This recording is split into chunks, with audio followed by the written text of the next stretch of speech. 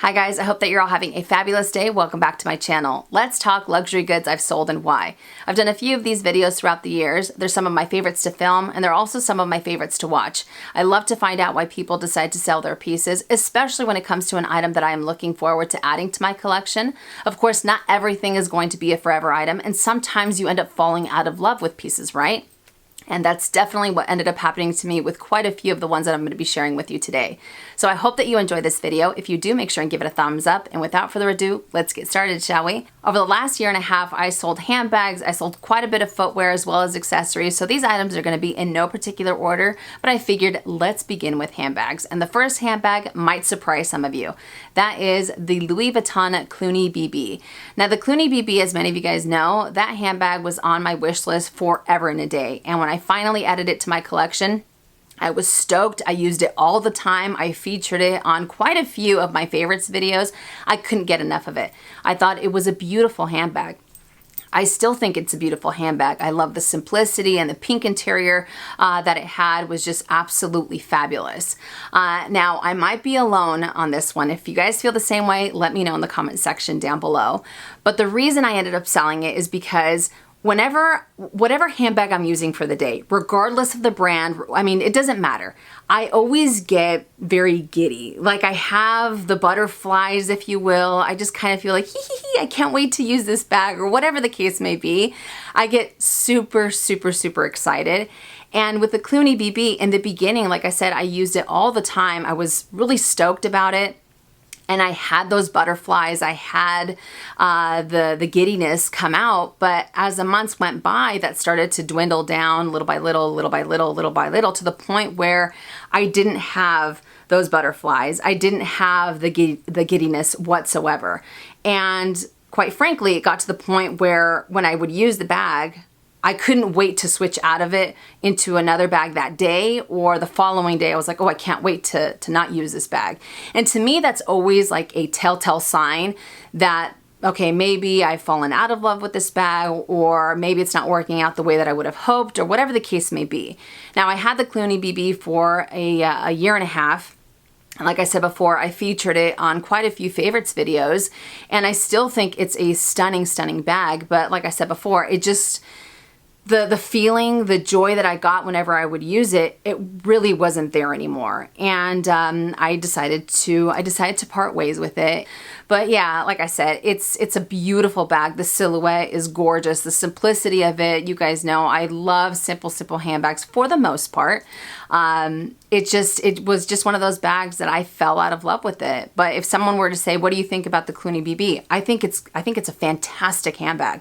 Absolutely fantastic. Just for myself, I severed ties with it, if you will, if you will. But it's not like I'm like so against it just because it didn't work out for me. No, not at all. And maybe I have a feeling that I wonder if I built it up so much when it was on my wish list that when I got it, I was excited. But like I said, the love for it, or the joy of using it, dwindled down. And maybe it's because I built it up so much when it was on my wish list. So who knows? But I said goodbye to that handbag, and definitely no regrets. All right, now the next one, I don't believe I did an unboxing on it. I think I just talked about it on Instagram. But it's the Louis Vuitton Petite Sac Plat.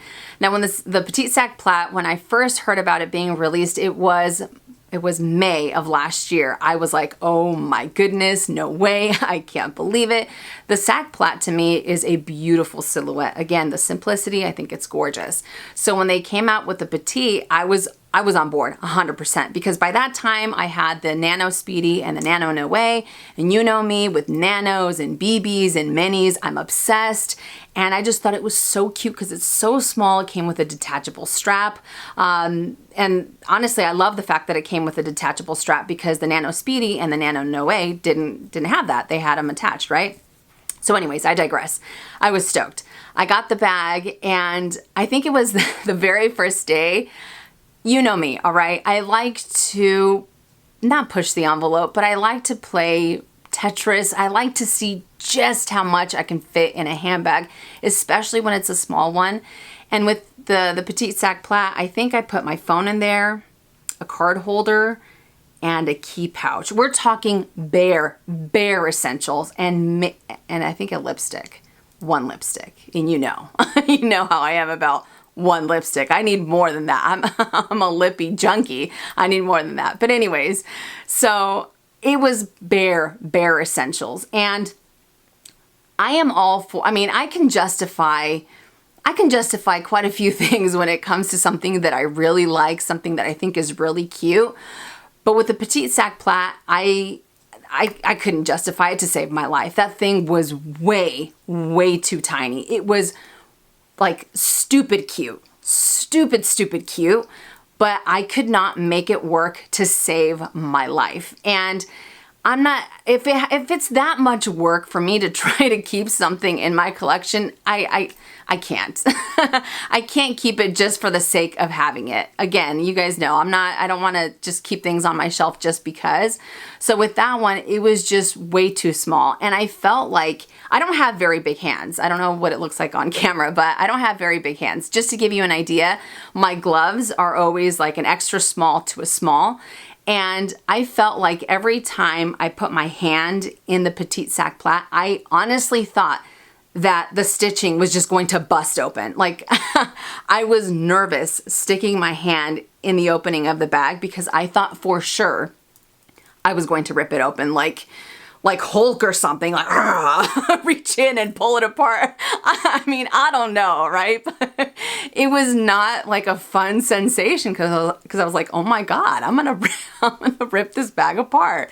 So between that and just the fact that I really couldn't get the items that I wanted to fit in the bag, just didn't work. I mean, it didn't end up working out. And the bare essentials are great when it comes to certain handbags, but it's just, I don't know.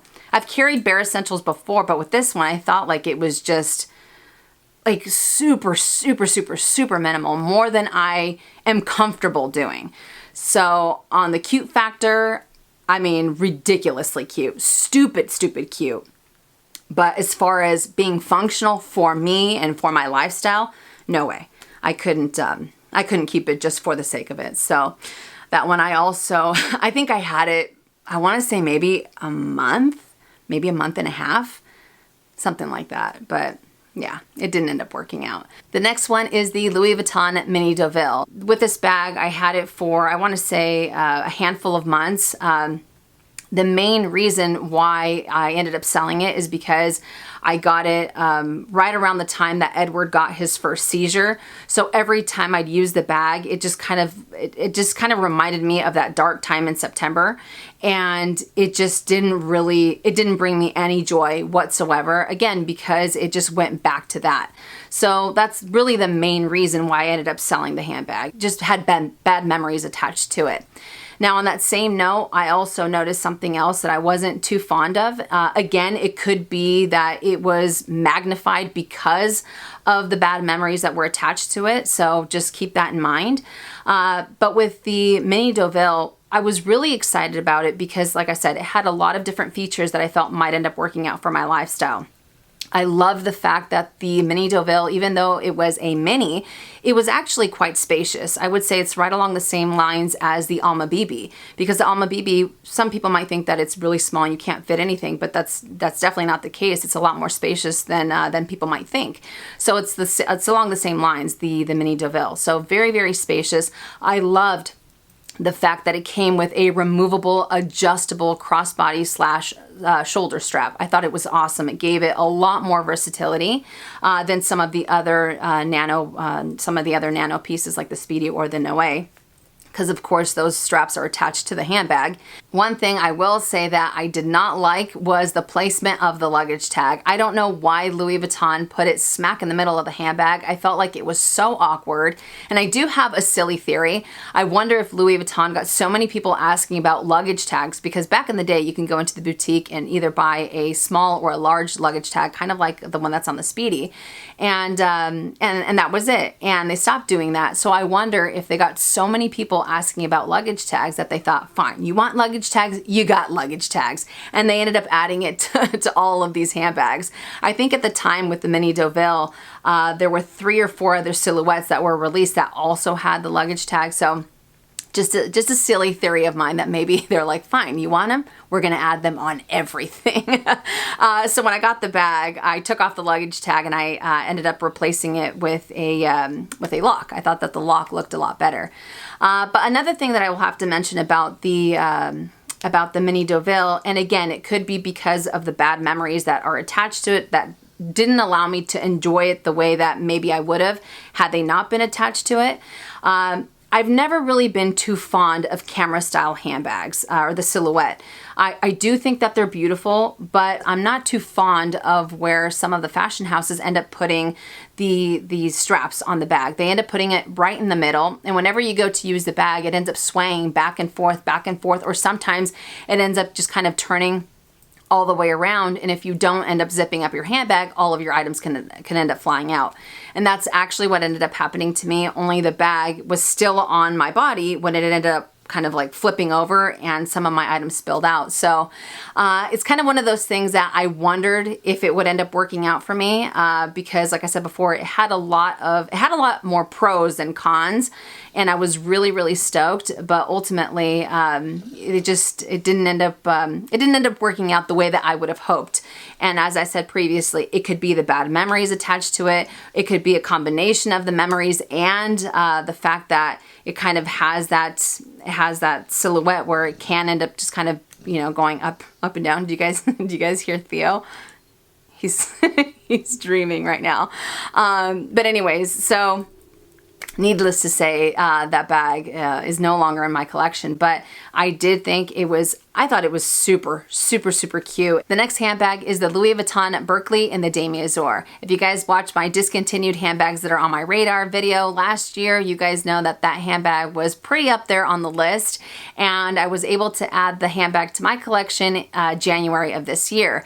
And of course, since it is discontinued, I did buy it on the pre-loved market. I ended up snagging it on Fashion File. So I got it in January, and I believe that by March, it was no longer in my collection. Now, I've wanted this bag forever and a day. Since the moment it was released, I've always thought it was one of the most beautiful silhouettes. I loved how large it was. I loved the rolled handles. I loved the inventory plate that it had. The works. Absolutely love that bag. Gorgeous. So I had the bag, I was using it, but I also noticed that it it wasn't the most comfortable. The dual rolled handles that it had would end up digging into my skin, whether I was carrying a little bit less, or of course, if I was carrying a little bit more, you would be able to notice them, but they ended up digging into my skin. And I really like to use the handbag on the crook of my arm. I thought that it looked really nice. And I ended up having to hand carry it most of the time because it was very uncomfortable when those rolled handles would end up on the crook of my arm. And it also ended up having like a funky sag to it, because even though it did have I guess it had like an internal base shaper, if you will, but whenever I'd put my items inside, it kind of started to sag. Everything kind of ended up meeting in the middle, and it just made it really awkward to carry the handbag. And whenever I'd take something out or put something back, it just seemed a little too bulky in a sense. I don't know. And I was completely blinded by its beauty. All right, completely blinded. And I still think it's a stunning bag, but it just didn't end up working out the way that I would have liked. And had I don't know, maybe paid a little bit more attention to the rolled handles, maybe it wouldn't have been such an issue, or just the shape that it had, again, because it was a little bit larger. I should have known going into it that it might be a little bit heavier, or it might be a little bit uncomfortable to use on the crook of my arm if I chose to use it that way. So I don't know, but I don't regret it whatsoever, because I had that bag. I had it in my hot little hands, and I was able to enjoy it, even if it was for a brief moment. I was able to enjoy it, and now I know, you know what?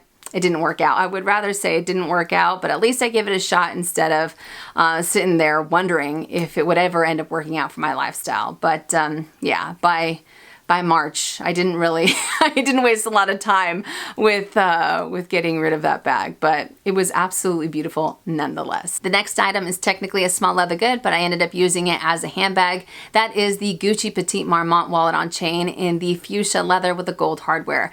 I love this wallet on chain. I think it is absolutely beautiful, and I actually have the matching card case as well that I use, of course, as a regular small leather good, but it was actually one of my go-to wallet on chains, especially in the summertime because of the color. I just thought it was absolutely fabulous.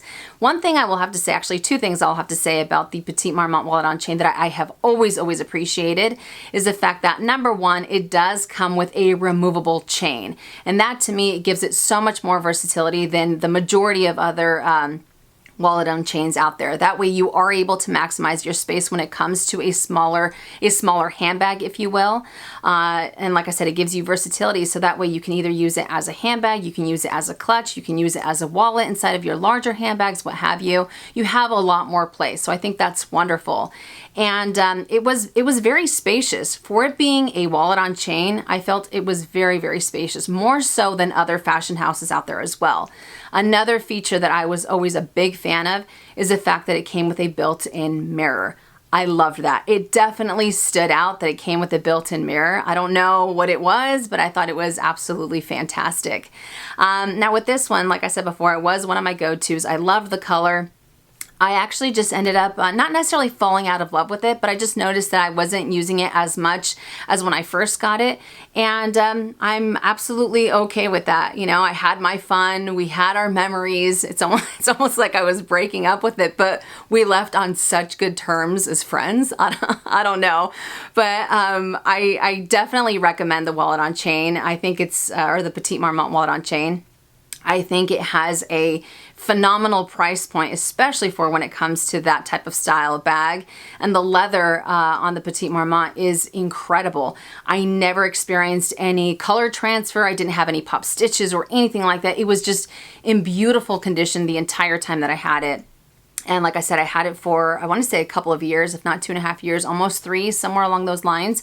I still highly recommend it. I think it's fabulous. I just, yeah, we kind of went, well, I went my separate way with it, but I still think that it's absolutely fabulous. I just didn't find myself reaching for it as much as I did in the beginning or a few years later. It was just kind of like, yeah, I think it's cool, but I want to use a different handbag or I want to use a different wallet on chain. So I ended up saying goodbye to that one. Now, another small leather good that I ended up getting rid of is the Chanel Ozip coin purse in the boy style with the gray lambskin and the ruthenium hardware. I absolutely love the Chanel Ozip coin purses. You guys know it's one of my favorite all-time wallets, one of my favorite all-time small leather goods from the fashion house. I think it's fabulous, the fact that you can literally put your entire contents of a large wallet inside of something smaller. That way you're able to maximize your space with your smaller handbags and handbags as well as your larger handbags. I think that's wonderful. The only reason why I ended up getting rid of it is because it had been years since I had used it. But still, I thought it was great. I still think it's a fantastic, it's a fantastic wallet. I didn't really gravitate towards it. I love the color and I love the ruthenium. I mean, there's so many things that I appreciate about it, but when push comes to shove, I would end up going for a completely different wallet or a completely different color or a completely different wallet. But I still think it's beautiful nonetheless, but I did end up selling that one earlier this year. Another accessory that I ended up selling is the Louis Vuitton bandolier strap in the fuchsia with the monogram canvas. This one I had for, I think I want to say I had it for maybe 4-5 years, something along those lines. And the strap, I loved adding the strap onto the keep balls. I thought that it gave it a really nice pop of color with the keep balls. I also felt that it made it that much more comfortable to carry when they were completely full versus the strap that the bandoliers come with. And I loved using it with other handbags just to give that a completely different look, but it had also been a long time since I had used it. And I thought it was great, but I would end up using a completely different strap. So I thought it's definitely time to part ways. Now, as far as footwear goes, I got rid of, I'd say maybe 75% of the luxury footwear that I had in my collection before. I ended up selling 2 pairs of espadrilles. All I have left are the leather ones. I have 3 pairs of lambskin and 1 goatskin. This guy over here, the silver one, is goatskin. But I ended up selling the fabric ones, and I had them for years. I thought that they were beautiful, but I fell out of love with them after so many years, and I decided to just keep the leather ones. I think that the leather ones definitely end up wearing a lot better as time goes by, again, just in my opinion. I also sold all of my Valentino Rockstead flip-flops. These flip-flops, I had the majority of them for, I want to say 4+ years. I use them to death. If you guys follow me on Instagram, they were almost always featured with the handbag of the day. I live for flip-flops. I think that they're amazing. And I just couldn't get enough of the Valentino flip-flops. I've always said that I feel that they're so cute. They're so beautiful. They literally make your feet look like little presents because of the bow. And then you have the beautiful Rocksteads that just glisten oh so fabulously in the sun, or they just catch the light. I mean, they catch the light perfectly. So I've always been a huge, huge fan, but I ended up selling all of them. One, because it had been a long time since I had used them. I think all last year I didn't use them once, and the previous year I think I used them a handful of times. Now, the reason why I feel this happened, and I gotta be completely honest with you, I am a creature of habit. When I really like something that works out for me, I have a tendency to buy it in every single color. That way I can incorporate it even more into my lifestyle. And that's exactly what I did with these Valentino flip-flops. However, in some cases, I am also my worst enemy because I tend to play them out myself. And that's exactly what ended up happening. It just got to the point where I didn't really want to use them anymore. It was just kind of like I was over it, or I was over them. Even though they're beautiful, and to this day, when I walk by them, I'm like, oh, they're so cute. And there's like a moment where I'm just thinking, maybe I should get them again. No, no, I don't have any regrets whatsoever. Because I ended up playing them out myself. I thought they were very fun, and like I said, I had them for years. I thought they were great, but yeah, I ended up being my own worst enemy, and I ended up getting rid of them. One thing I will have to say that I got a lot of questions on: did they ever slip off because they were plastic? No, they never slipped off my feet. However, when it's really muggy, I would use them, and sometimes I felt like I would slip around in them because I was sweating. I turned into a major sweaty Betty, and it wasn't cute, all right? It was, sometimes I felt like I was like I was on thin ice the way that I would use the shoes. And I remember one time I got caught in the rain. From the store to my car, it seemed like it was miles to get to my car, just because I felt like my toes were gripping on for life so that I wouldn't end up eating it, which I didn't. Thankfully I didn't eat it on the concrete or on the asphalt, but I felt like I would tense up like this. And remember, I have really long, I have big feet. I feel like my feet are like gondolas, and I have long toes too.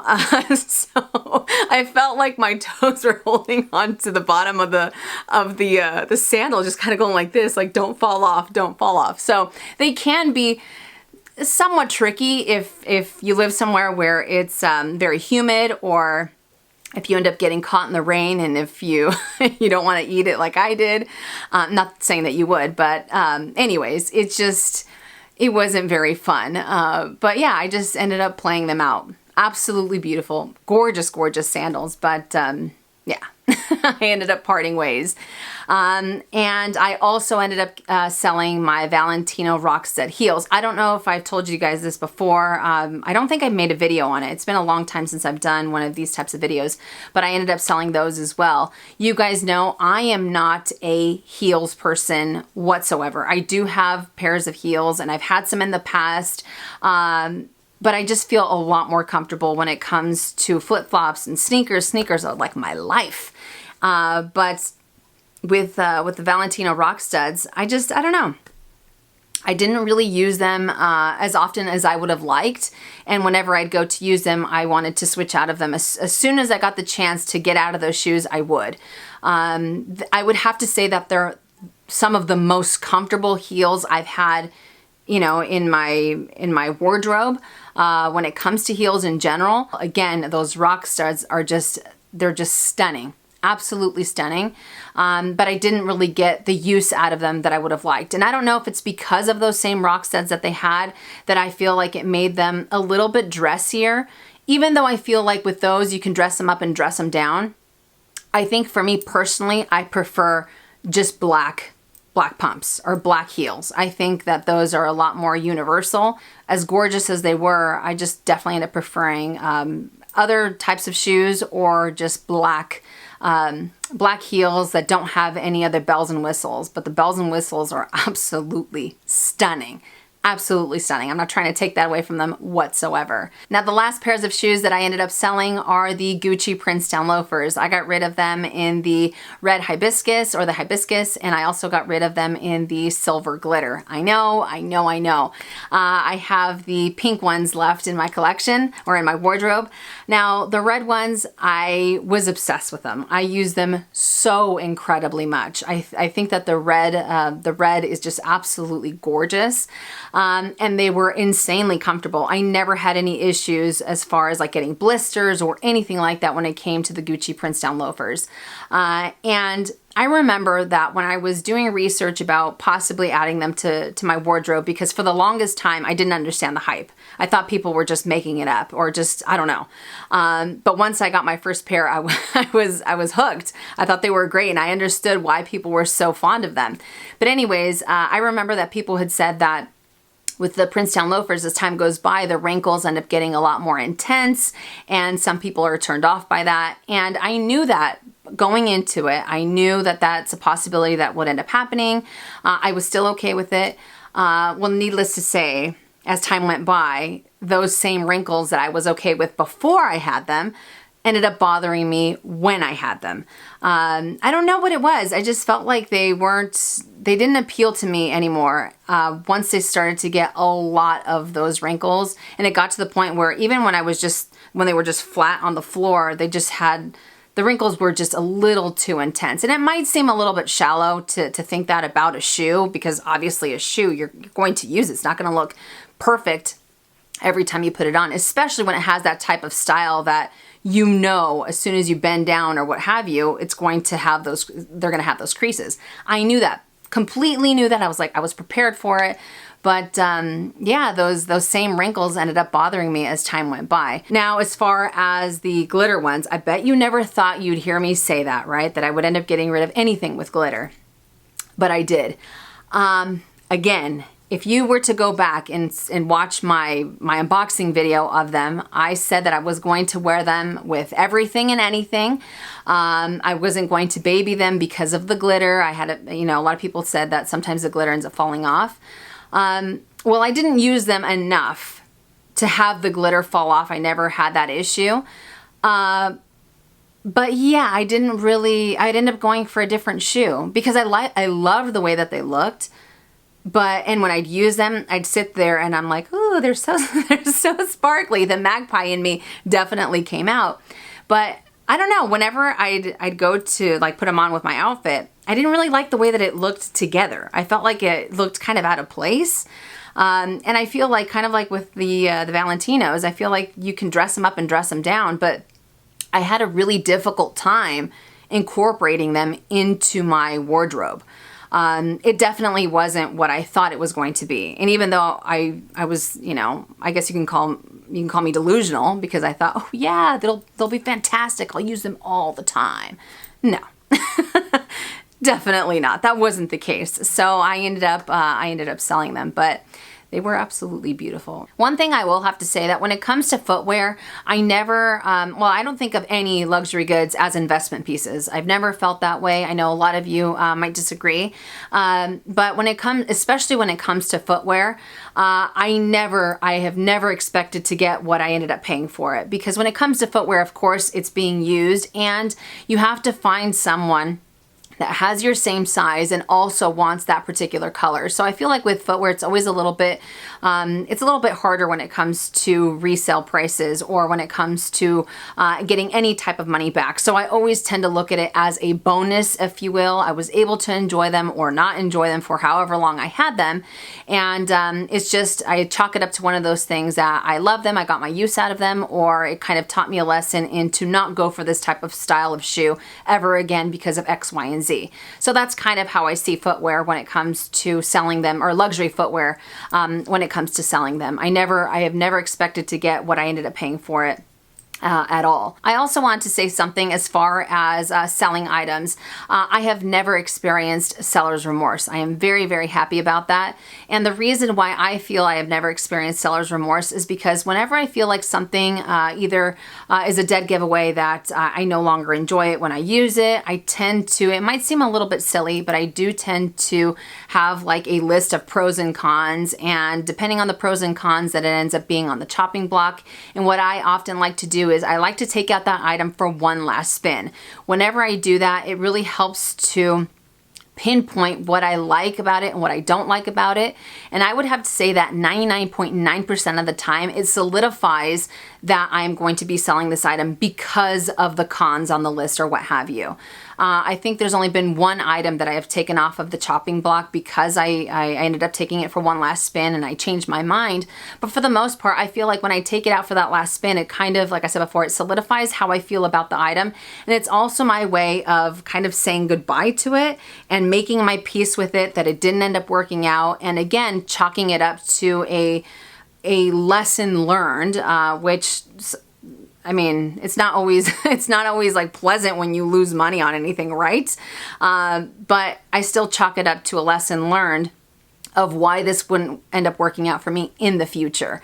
And for the most part, I end up sticking to my luxury fails, if you will. I say that very loosely because I don't consider them necessarily fails. It's been able to pinpoint how I feel about things or what ends up working out for me right now. So I do like that. But yeah, I just feel like being able to take it out for one last spin and just kind of making your peace with it if you were to sell it has really helped me to not have seller's remorse. I also get a lot of questions as to where I end up selling my items. Sometimes I will sell them on Instagram at Minks4All. Other times I will send them to consignment shops. I will send them to Fashion File. I know a lot of people have also had great success on Tradesy and eBay. I haven't used either of them, so I personally wouldn't be able to let you know what my experience was, but a lot of people have said that they've had great success on those. But I also, when it comes to selling them to consignment shops or selling them to resellers, I really like the convenience of being able to sell them and just kind of be done with it. It's very quick, it's very easy, and that way if I'm busy doing something else, it makes it a lot easier for me. But anyways, that does it for my video. I know that it was quite chatty, but I just wanted to give you guys a little bit more information as to why these items either didn't work out for me or why I decided to sell them. But I hope I was able to give you a little bit more info, especially if you're looking to add these items to your collection.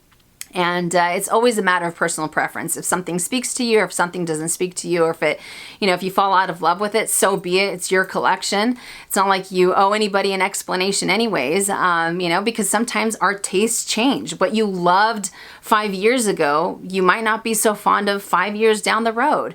And that always ends up happening. Not everything, as I said in the beginning, is going to be a forever item, right? Sometimes it's about having fun with it at the moment, and that's all that matters. But again, thank you guys so much for watching. If you enjoyed this video, make sure and give it a thumbs up. If you haven't already and you would like to, please subscribe to my YouTube channel, and I'll see you guys later. And as always, make it a fabulous day or not, the choice is yours. Have a great day.